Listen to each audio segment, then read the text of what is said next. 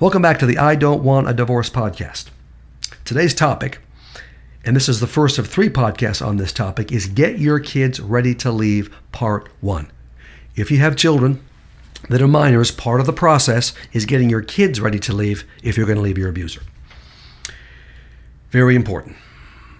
Remember, all my resources on marital crisis are on my website, davideclarkephd.com, Clarke with an E. You will find, of course, the Enough is Enough book, the 15 other books I've written, many of which on specific slices of marital crisis. My phone advice is clearly explained there, doing a lot of phone advice sessions these days. Whatever your crisis is, I'll talk to you. It's $200 for 45 minutes. Once we schedule via email or even text, I will have you call in 2 minutes early and then get your credit card information, run it, and then we talk for 45 minutes. You're going to leave that session with a very clear plan of action. Of course, my podcast is on the website, access to that, my YouTube channel. My focus on the family video interviews, all Dave Clarke related topics are on the website. Supported and designed by Phil Dugas of Dugas Creative. Also, our free book contest ends May 31st. In fact, it may already be over by the time you have listened to this podcast. But we had that running through May 31st. I'm going to reach out, of course, probably already done so, but I'm going to reach out to the winners of that contest. And again, that contest is about this book, this brand new book, 20 Lies. Look at this killer cover. Also, Phil Dugas of Dugas Creative designed, all right, and put together 20 lies that keep you with your abuser. Subtitle, Reclaiming Your Identity, Your Worth in Christ, and Your Freedom. If you're stuck in codependency, Christian codependency, and see no way to get out of it, this is a companion volume to Enough is Enough. It'll help you get through your codependency, heal, so you're strong enough then to read and apply Enough is Enough. It's a 1-2 punch. Okay, very good. Now, today's topic. Get Your Kids Ready to Leave, Part 1. And again, you may not be in this situation, but I'll bet you know someone who is, who is living with an abuser and needs to get out. And very often, if it's a mom or a dad, you're very concerned about your children, and you should be. Getting them ready is important. My client, who for the previous 3 months had worked hard on her codependency and her wounds, using many of the principles, frankly, in this book, before the book was published, told me, I'm feeling a lot stronger. She's talking to me. I'm done putting up with his abuse. Good. I know it's best for me and my kids to leave him. I thought I was protecting my kids by staying. See, that's what abused moms think and abused dads. No, you're not. I know now, she says, that's not true. But I'm afraid my kids aren't ready to leave. I don't want to hurt them or traumatize them by taking them out of the home. Okay, valid concern. I'm with you. I told her what I've told thousands of abused moms and frankly dads. Of course you're worried about your children. Your worries are completely valid. Leaving will be hard on them, no question. Any change is. And there'll be some trauma involved in leaving, but it will give them their best opportunity to heal from the abuse and develop into godly, happy adults. What's worse than leaving is not leaving. That will destroy them. We won't take any chances, I told her, with your precious kids and their emotional well-being. I will show you how to get your kids ready to leave. You won't leave until you are confident that they are fully prepared to go with you. All right? So even if you're ready, if they're not, you don't leave. Let's get them ready. You're out of denial and you know you have to leave your abuser. All right? This is where the 20 Lies book can get you out of denial and rationalization and justification and, frankly, emotional ill health and get you ready to leave. You're getting closer to God. You're gathering your support team. You're working hard on your emotional health. You're getting your financial life in order. I've covered all these topics in previous podcasts. Now it's time to focus on getting your children ready to leave your abuser. And frankly, he's their abuser too. Because you want the best for your children, getting them ready to leave is important for them. Knowing you have done all you can to prepare them to leave is also important for you. You can't leave until you know they're ready to leave.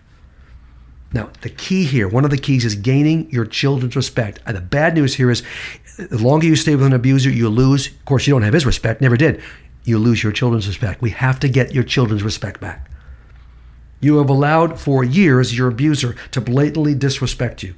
You've bitten your tongue, you've swallowed your feelings, you've stifled your opinions 1,000,001 times.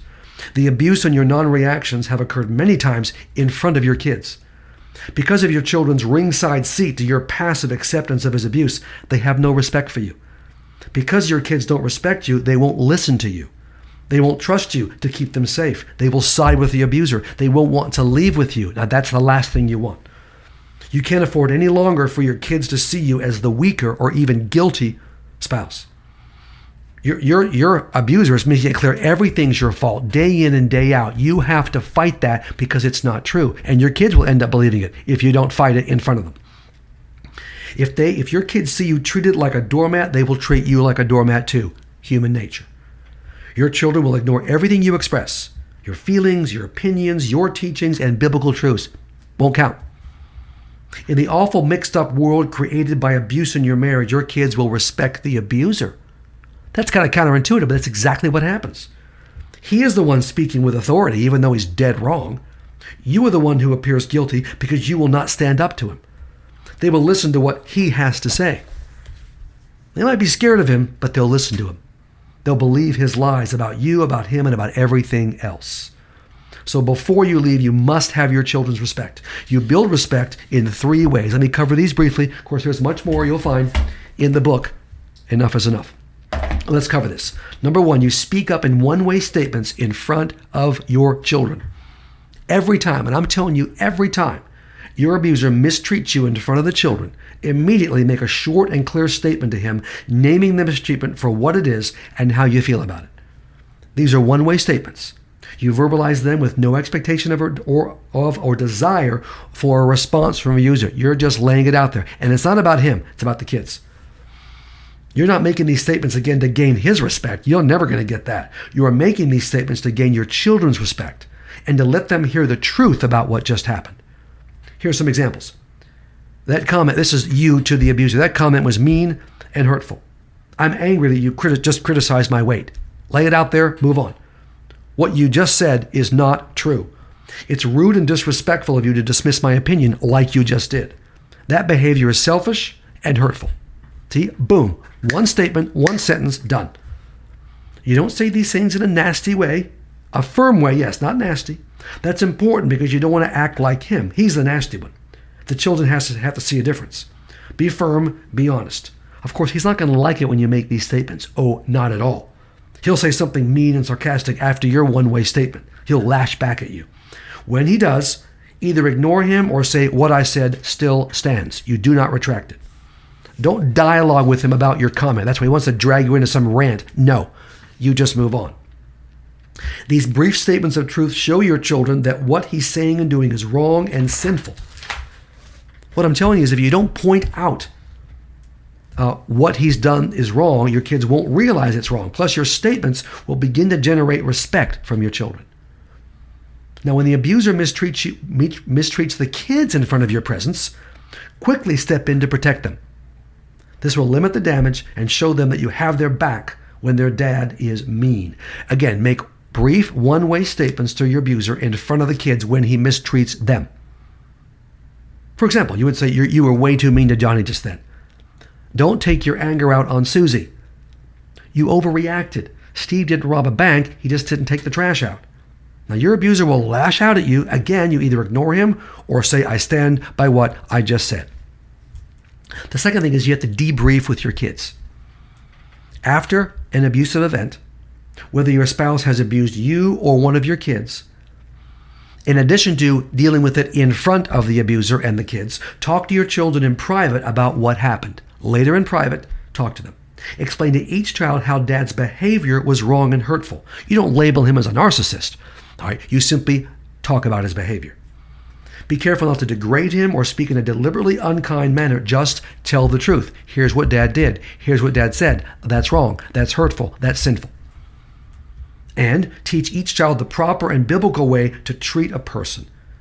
Again, state your feelings. Don't attack the person. Now, he'll do that to you. You don't do it back to him. Again and again, your message to your children is going to be, Dad is doing things that are wrong. The Bible is right. Dad is wrong. The Bible is right. You're teaching them the two different paths. Quote Joshua 24:15 to your children over and over again. If serving the Lord seems undesirable to you, this verse says, then choose for yourselves this day whom you will serve. As for me and my household, we will serve the Lord. Tell your kids Dad can choose to do and say whatever he wants. Free country. But we can choose to serve the Lord and do and say what He wants. Number 3, set boundaries and discipline your kids. A key way to earn your children's respect is by being a solid, healthy disciplinarian. Establish reasonable behavior standards and practical rewards and consequences. When a child chooses to obey a behavior standard, he chooses to get a reward. Great, and you'll provide the reward. When a child chooses to disobey a behavior standard, he chooses to get a consequence. My book on parenting, Parenting is Hard and Then You Die, published by Focus on the Family a few years ago, would be a great resource for you in this way. Again, I got a book for everything. I got a parenting book too. When your abuser overrides one of your parenting decisions, which he will do on a regular basis, use a one-way statement in the children's presence to make your position clear and to emphasize that you think he's wrong. You can't stop him from doing it, but you can make it clear you think he's wrong. For instance, you can say, I think staying up an extra hour is a mistake since you have school exams tomorrow, talking to the child. Because this is your father's idea, he can do the bedtime routine tonight.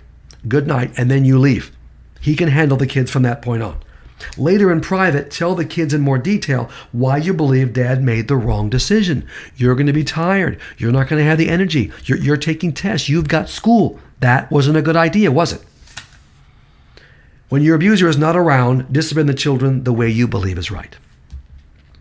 Now, these strategies will build back your children's respect and love for you, and this is critical for the relationship as well as preparing them to follow you out of the home. And of course, it points out the abusive behaviors of your spouse over and over and over again. It starts to now fill in what they haven't realized up to now, and that is their father is abusive, or mother, in the case of an abusive mom. Help us grow and have more impact with these podcasts, if you will, by subscribing to this podcast and leaving a rating and a review on Apple Podcasts. We'd appreciate that.